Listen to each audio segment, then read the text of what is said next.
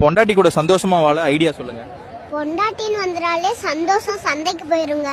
அப்புறம் எப்படி சாத்தான் கூட சந்தோஷமா வாழ்றதுங்க? பொண்டாட்டி கூட சந்தோஷமாவே வாழ முடியாதாங்க? சந்தோஷமா இருக்கணும்னா உன் பொண்டாட்டி என்ன சொன்னாலும் எருமை மாடு மாதிரி தலையாட்டிக்கிட்டு இருந்தீங்கன்னா சந்தோஷமா இருக்கலாம். பேபி, உங்க புருஷனை பத்தி சொல்லுங்க. என் புருஷன் தான் என் கண் கண்ட தெய்வம்.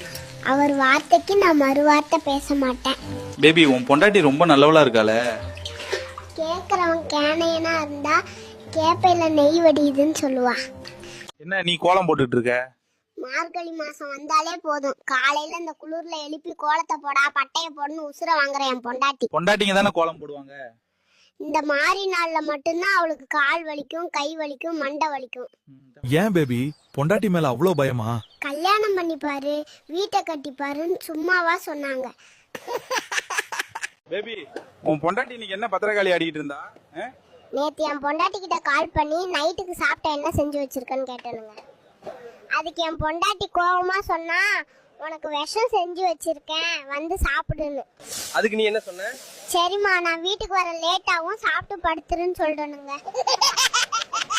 கொசு கடிக்காம இருக்கணும்னா என்ன பண்ணணும் சொல்லுங்க பாப்போம். அதுக்கு 3 விஷயங்களை நீங்க கடைபிடிக்கணும். என்ன என்ன 3 விஷயங்கள் தங்கம்? ஃபர்ஸ்ட், கொசுக்கு உங்க வீட்டு அட்ரஸ் நீங்க தப்பா கொடுக்கணும். ஐயோ, ரெண்டாவதா என்ன தங்கம் பண்ணணும்? லைட் ஆல் பண்ணி வச்சிட்டோம்னா ஆள் இல்லன்னு நினைச்சிட்டு பக்கத்து வீட்டுக்கு போயிடும். கடைசியா 3ஆவதா என்ன தங்கம் பண்ணணும் சொல்லுங்க. உங்க போட்டோவை வீட்டு வாசல்ல மாட்டி வச்சிருங்க. கொசு உங்க அழகுல சொக்கி மயங்கிடும்.